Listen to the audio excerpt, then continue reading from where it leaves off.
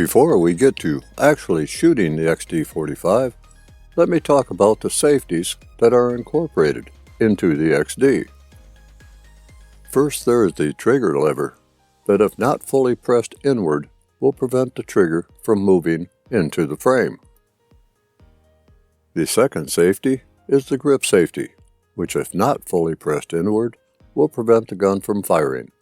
The grip safety must also be pressed to move the slide to the rear, whether the pistol is empty or has a round chambered.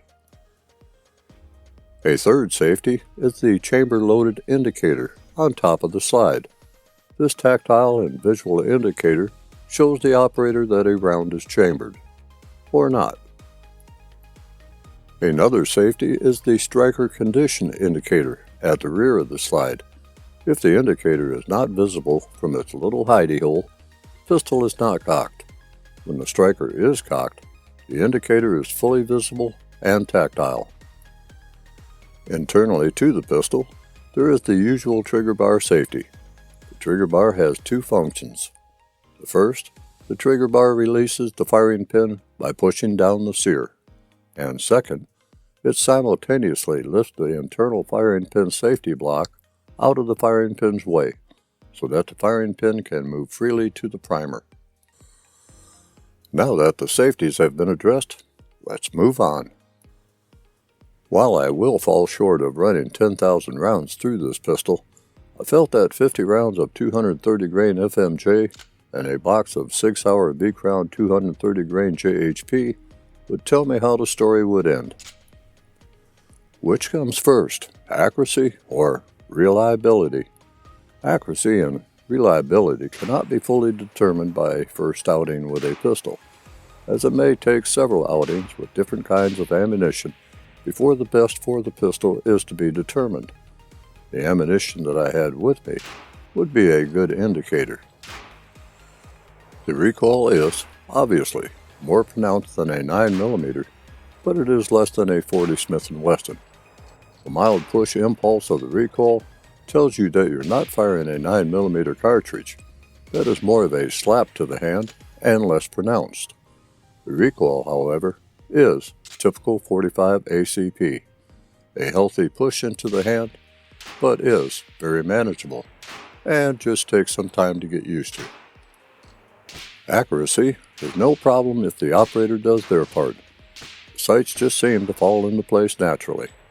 The 3 white dot sighting patterns worked well with the overhead range lighting, and are also easily seen in outdoor lighting, as well as some low lighting. Some may need night sights in low lighting situations. The white 3-dot system of the XD can be exchanged with night sights to accommodate that need.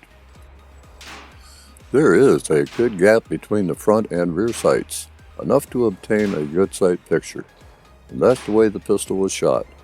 The rest is just keeping them where they should be throughout the trigger pull.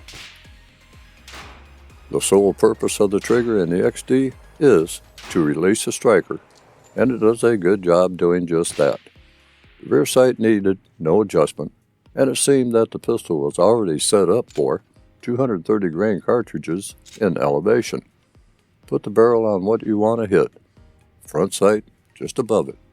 Roll back the trigger while keeping that sight picture, and the pistol does the rest.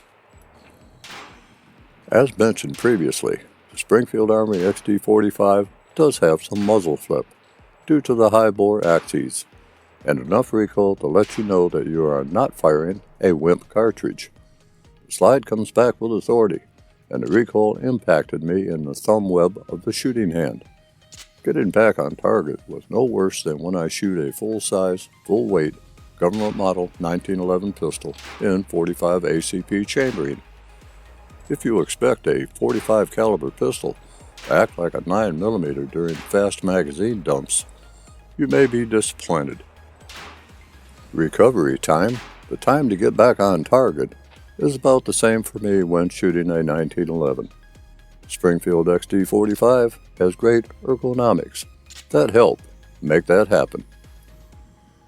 The polymer wide grip frame helps to distribute the recoil. As expected, Springfield Armory XD45 performed without issue. It is almost boringly predictable in its functioning.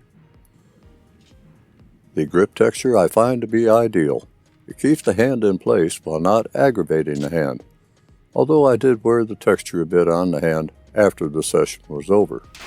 I did not have to reposition my grip after firing. I just had to bring the muzzle back in line. I was firing 3-round strings, failure drills, just as fast as I can with my 1911 N45 ACP chambering.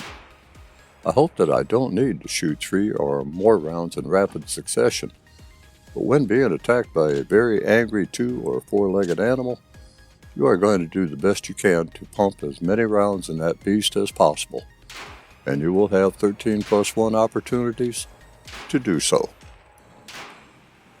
Shooting the Springfield Armory XD45 with 4-inch barrel and with the selected loadings was a very pleasant experience.